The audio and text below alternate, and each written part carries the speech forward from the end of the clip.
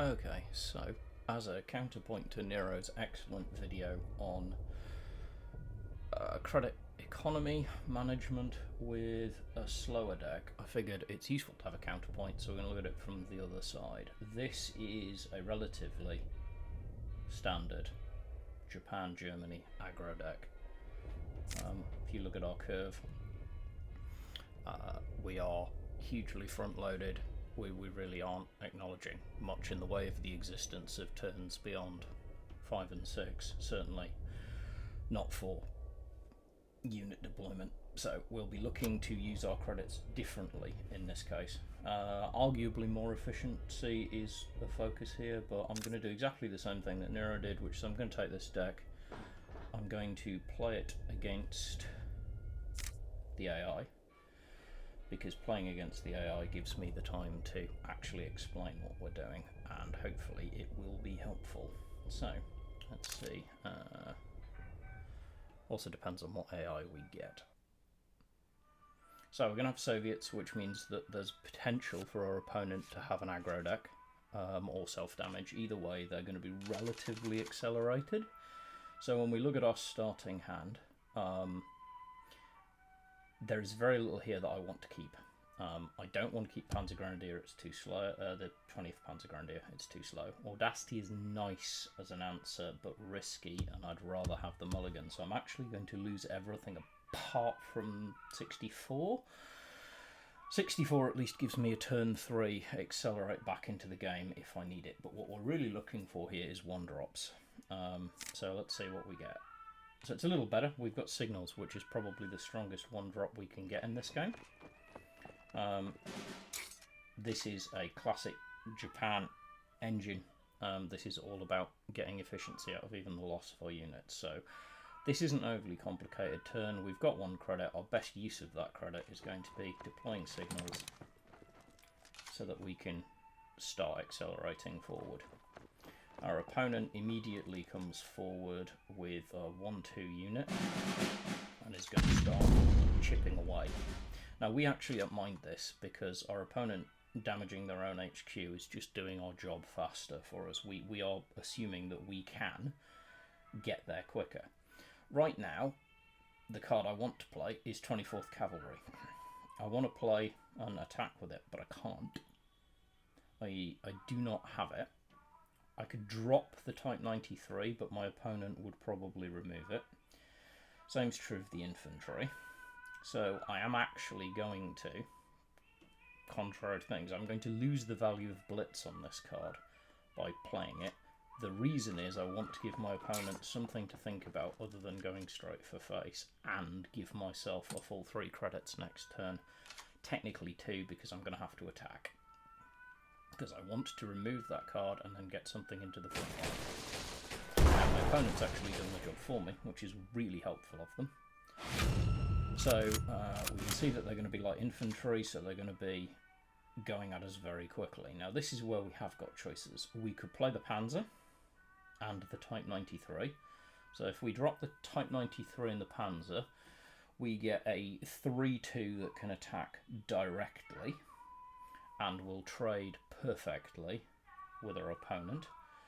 On the other hand, if we put Panzer Grenadier, which feels always like a good play right now, but if we put this in the front line at 2-3, our opponent has exactly enough to remove it. So the better play here is to deploy the Panzer, take it to the and go straight for face. Again, we're going to concentrate on face damage because we don't want this game to last very long. If our opponent destroys the unit, they're going to do some damage. You can sacrifice a unit, which is exactly what they do. And they're just going to keep pushing hard to blitz out light infantry. That's okay, we don't mind that, we can deal with it. It's, you know, it's not ideal. The more pressure that's coming against us, the harder it is for us to respond, but we've got answers.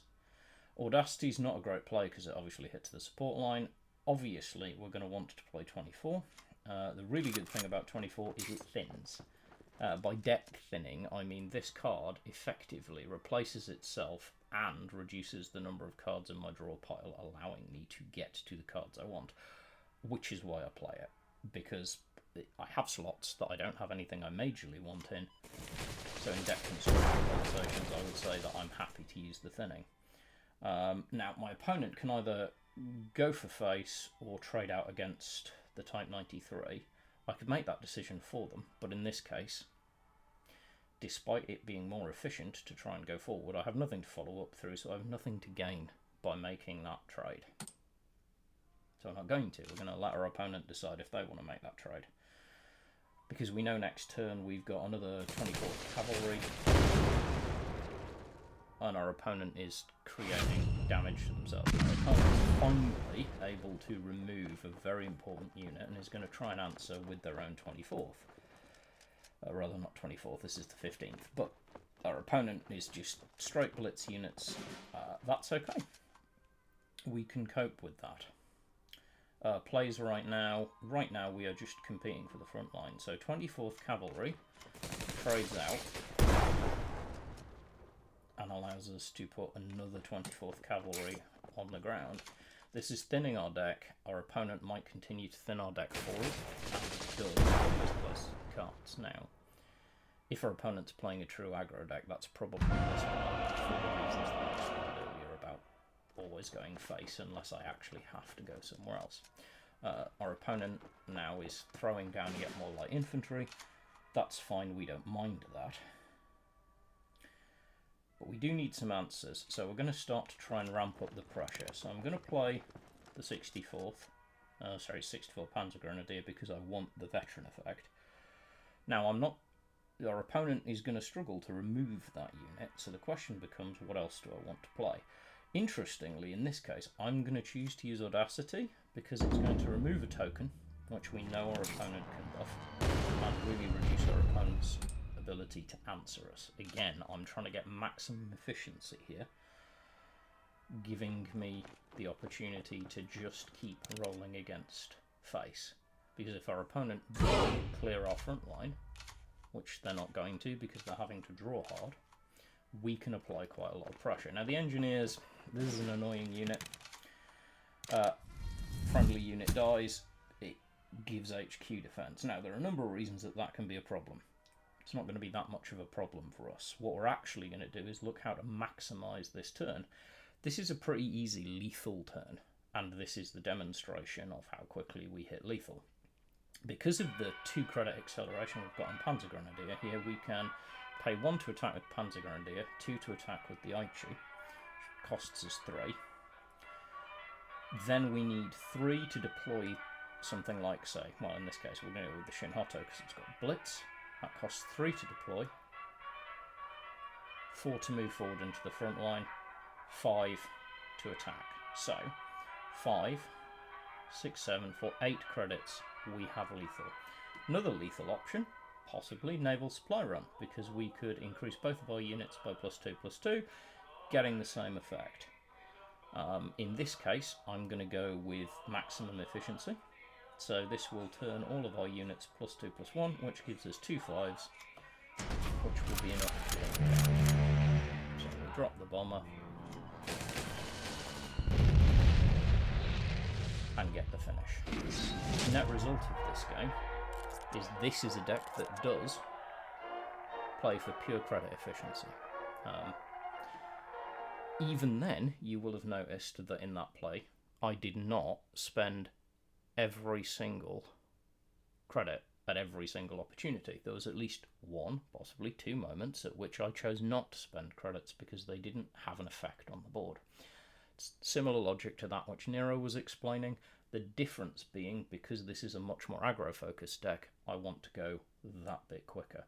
So I hope this is helpful, and I hope to do some more content like this, but I think this is a good counterpoint to what was already a really good video. So thank you very much for catching it.